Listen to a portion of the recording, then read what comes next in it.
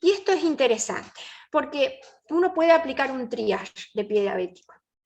Este algoritmo lo escribí yo, que soy sumamente utópica en mi andar. Entonces, esto está sacado de las pautas para prevención y abordaje del pie diabético de Argentina, son las primeras y únicas pautas que tenemos, están prácticamente recién salidas del horno. Y si uno pudiese poner colores, como en un semáforo, donde uno pone verde las úlceras que no están complicadas, amarillo lo que puede uno resolver en una situación intermedia de complejidad, y las úlceras de pie diabético severas en rojo, nuestro escenario ideal sería que una úlcera de pie diabético no complicada, que sea superficial, que yo toco los pulsos y busco los pulsos y los encuentro, y que tiene una infección leve, significa que tiene una infección menos de 2 centímetros, la atienda en el primer nivel de atención. Puedo atenderlo en un TAPS. Entonces yo decido, según el time, que es lo que vamos a ver después, hago un tratamiento local, veo si hace falta una descarga, hago educación, tengo tiempo para hacer educación y para hacer prevención al paciente, al familiar o cuidador. Y, como les digo que soy sumamente utópica, pienso que los TICs, y en este caso la telesalud, nos ayudaría para poder comunicarnos en un espacio virtual de un primer nivel de atención a un segundo nivel de atención, si es que tengo una duda, o si quiero referenciarme con alguien y necesito que alguien me conteste algo. Entonces, preferiría la telesalud como un medio de comunicación, si es que tengo una duda y necesito la segunda opinión de un profesional. Si yo estuviese en el intermedio, amarillo, digo, bueno, es una úlcera profunda, o es una úlcera que no cierra, que yo le hago un buen tratamiento, esta úlcera no cierra. ¿Por qué no cierra? Algo pasa. Esa úlcera tiene una infección moderada, tiene comorbilidades que yo no puedo estabilizar, no puedo estabilizarlas en el primer nivel de atención. Entonces, estoy en otro escenario y digo, bueno, a este paciente hay que trasladarlo, hay que hospitalizarlo si tiene un ataque de pie diabético.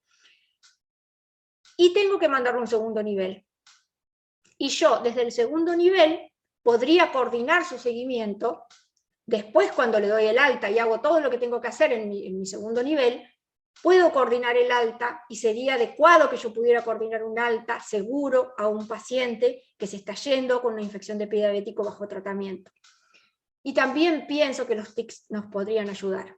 Si nosotros tuviéramos una úlcera de pie diabético severa y tenemos isquemia, sospechamos un compromiso óseo articular, tenemos un charcot crónico que puede tener una úlcera y es un escenario gravísimo. Un paciente que tiene un charcot crónico y que además se ulcera es algo grave. Si yo tengo una isquemia crítica, una gangrena húmeda, una isquemia más una infección severa, claramente yo tengo que mandar a otro medio, tengo que mandar a un departamento de emergencia, ese paciente se tiene que hospitalizar.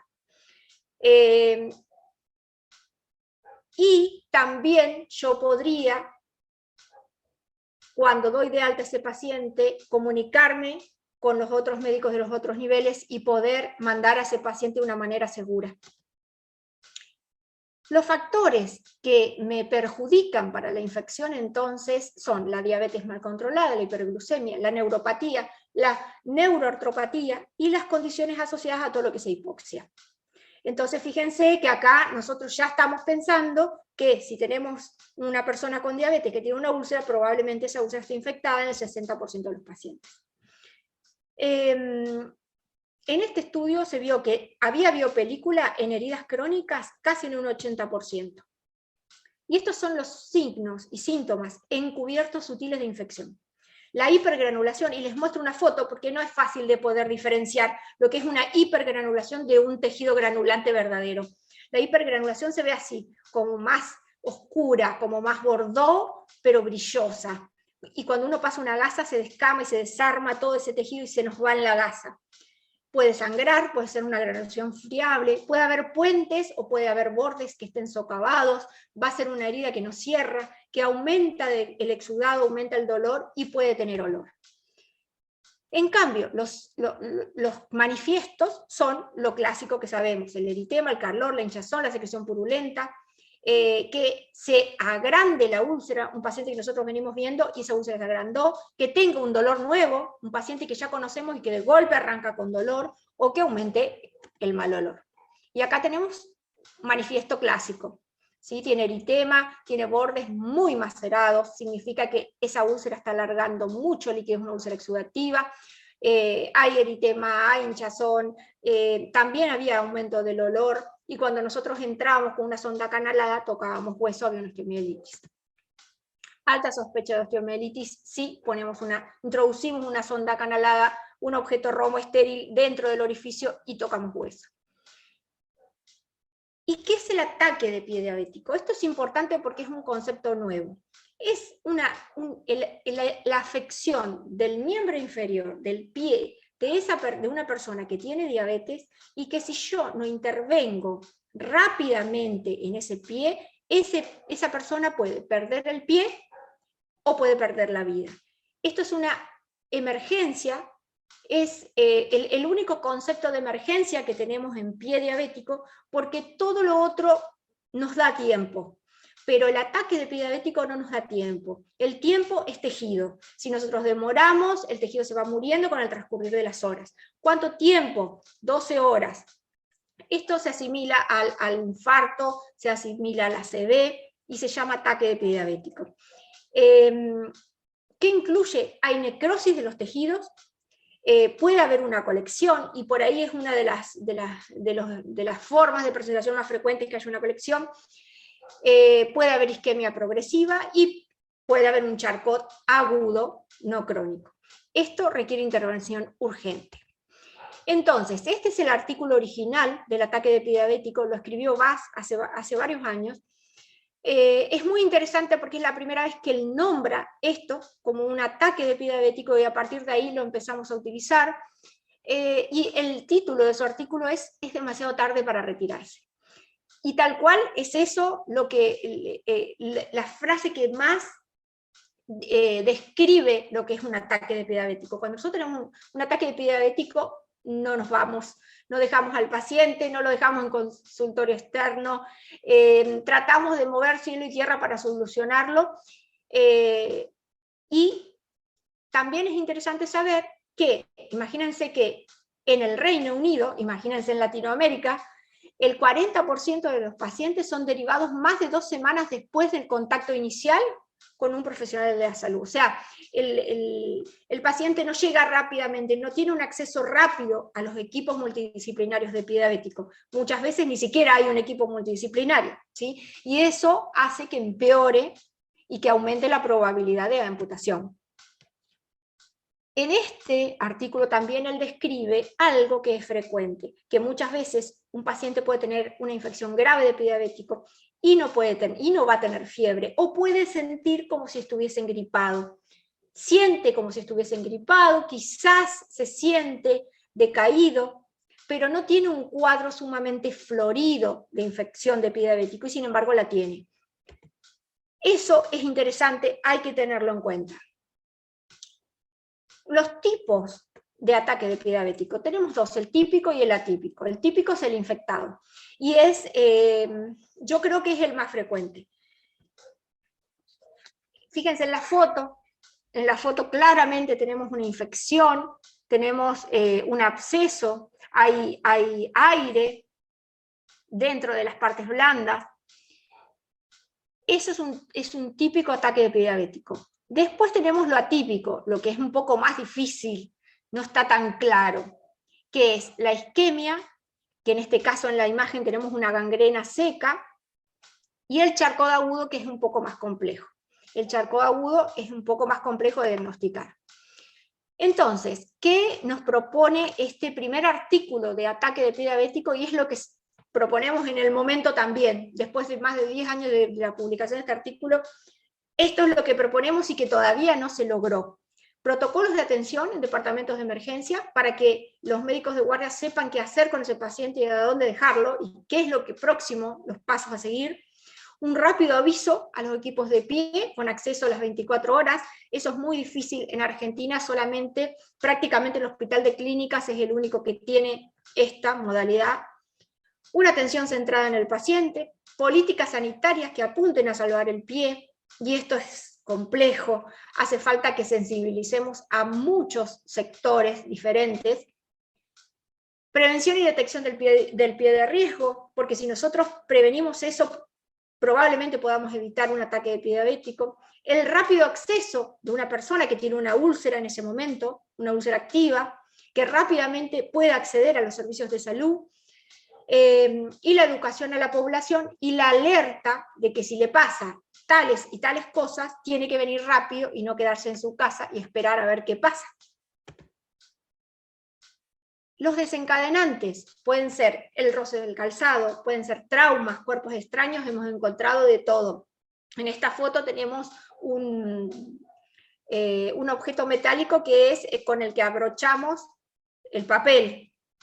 Puede ser que tenga un mal perforante plantar que se haya infectado, o puede ser también que se haya cortado mal las uñas y que eso haya producido una infección y que eso haya desencadenado un ataque de pie diabético. Entonces imagínense que cosas banales como estas pueden desencadenar algo grave. Esto es interesante, porque en el ataque de pie diabético típico, infectado, nosotros ese material purulento, ese facelo, esa inflamación, lo que hace es aumentar la presión de los compartimentos. Por dentro de los compartimentos del pie se comunican, entonces puede pasar la infección de un compartimento a otro, y lo que sucede es que todo ese material hace una compresión externa de las arterias, de las estructuras vasculares, y puede necrosar distalmente a partir del lugar de la compresión.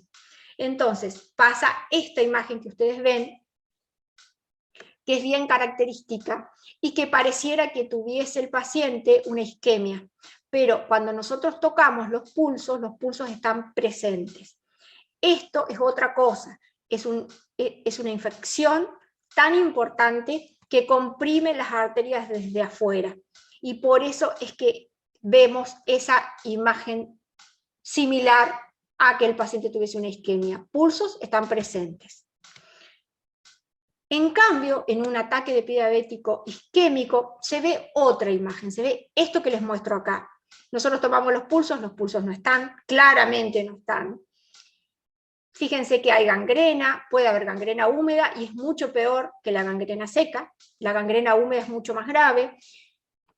Y el eritema que está cerca de la necrosis tiene otro color, tiene un eritema más violáceo, puede estar reticulado, esa zona está fría, se ve diferente a lo que vimos recién. Y después tenemos el otro escenario, también un ataque de pie diabético atípico, el Charcot agudo, es una consecuencia de una interacción de múltiples factores, una neuroartropatía de Charcot, una neuroartropatía severa en ese pie, que lo que hace es generar el Charcot agudo. En este caso, toda esa inflamación y todas esas anomalías óseas pueden desencadenar una catástrofe en ese pie si ese paciente no hace reposo. Entonces, una de las indicaciones más importantes en este contexto es el reposo absoluto hasta que se vea qué sucede con ese pie y uno termine de diagnosticarlo. La termografía acá sí nos ayuda un montón, entonces nosotros necesitamos la sospecha clínica y necesitamos la termografía. Y con una diferencia de 2 grados entre un pie y el otro, nosotros ya estamos teniendo prácticamente una certeza. ¿Qué dicen las guías? Las guías dicen que si nosotros tenemos una sospecha clínica, o sea, el paciente tiene edema, tiene una piel caliente, tiene la piel brillante y está roja, nosotros tenemos que derivar a ese paciente y tenemos que derivarlo al segundo nivel. Y tenemos que derivarlo sin apoyo. Desde la salida de nuestro consultorio en el CAPS, ese paciente debería no apoyar el pie y ser derivado y recibido adecuadamente en un nivel de mayor complejidad. En el segundo nivel, el diagnóstico diferencial con infección no es tan sencillo. No es tan sencillo, con laboratorio, con radiografías, y manteniendo siempre el reposo hasta que uno logre discernir. Muchas veces esto no se puede discernir en el mismo día. Esto por ahí nos lleva días, pero mientras que nos lleve esos días, nosotros necesitamos que ese paciente haga reposo. Si no se logra un diagnóstico concluyente, hay que derivarlo al tercer nivel. Lo que puede pasar es que confirmemos nuestro diagnóstico, o que tengamos un escenario peor, que tengamos un Charcot agudo más una infección, y eso es mucho peor. Ahí directamente hay que derivarlo al tercer nivel. Y si está infectado, pasaremos a la charla siguiente de mi colega, porque ahí tenemos que hacer cuestiones desde el punto de vista infectológico. En el tercer nivel la descarga es fundamental. Y también evaluar si el pie está estable o no, porque un pie inestable es mucho más grave que un pie estable. En el pie inestable, en centros de mayor complejidad, en lugares específicos de Argentina, se plantea un tratamiento quirúrgico. No se opera en cualquier parte, se opera en lugares específicos de Buenos Aires, y con especialistas que tengan experiencia en esto. Si el pie está estable, nos da un poco más de tranquilidad, y esperamos que eso se consolide y que el Charcot siga su evolución, digamos, siempre con la descarga adecuada. Y acá tenemos entonces los tres panoramas del ataque de pie. Tenemos la infección con necrosis tisular o colección, que esto puede o no puede tener repercusión sistémica, y vamos a tener infección, eritema, inflamación, vamos a tener necrosis, colecciones, pueden ser colecciones profundas, y nosotros acá necesitamos antibióticos endovenosos, necesitamos, en el mejor de los contextos, internar a ese paciente, tenerlo en un lugar seguro, pasarle antibióticos endovenosos, drenar las colecciones, drenarlo lo antes posible. Necesitamos drenarlo quirúrgicamente, debridar tejidos que estén necróticos en ese momento. Y esto es interesante, porque no todos tenemos el acceso a un cirujano o un traumatólogo que nos haga un debridamiento por guardia. Entonces, esto plantea un abanico de cuestiones. Lo importante es que nosotros tenemos que debridar. Tenemos que abrir la colección y tenemos que drenar. Obviamente tenemos que tomar cultivo. Tenemos que claramente tomar cultivo y empezar con antibióticos endovenosos. Después de eso, de amplio espectro los antibióticos, y después de eso esperamos el resultado del antibiograma y ajustamos, a los 2-3 días que tengamos un antibiograma, ajustamos un antibiograma. Ese es el panorama de la infección, ataque de pie diabético típico infectado. Después tenemos los atípicos, la isquemia progresiva, empeoramiento de una isquemia crítica en miembros inferiores, con una úlcera. Hay muy poco tiempo cuando estamos en este espacio, y lo que tenemos que priorizar es la revascularización. Y en el Charcot agudo, el pie va a estar caliente, va a estar hinchado, generalmente no tiene úlcera y no tiene puerta de entrada, eso es lo frecuente, y uno prioriza la descarga sin apoyo. Entonces, ¿qué hacemos cuando tenemos una úlcera de pie diabético?